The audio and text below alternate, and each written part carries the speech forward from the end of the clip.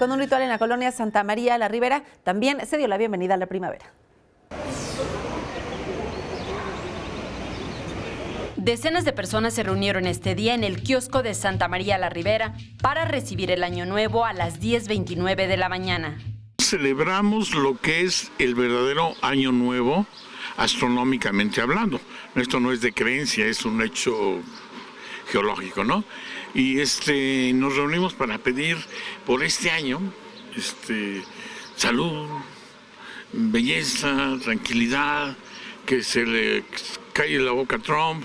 Eligieron este lugar porque es un kiosco con energía y carismático. La hora de las 10:29 también tiene su significado. Haga de cuenta que aquí se maneja la carta 10, que es la rueda de la fortuna, y luego la hora de 29 es la fuerza que queremos del sol, por decir así. Entre las peticiones colectivas al universo fue que Trump sea amistoso con los mexicanos. Esta es la primera vez que Fernando asiste. Estoy siguiendo las indicaciones de aquí del Señor, nada más. Es algo que no le puedo explicar, no sé.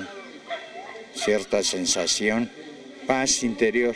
El brujo mayor asegura que sus peticiones se cumplirán. Con imágenes de Joel Arias, Saray Mariscal, 21 Noticias.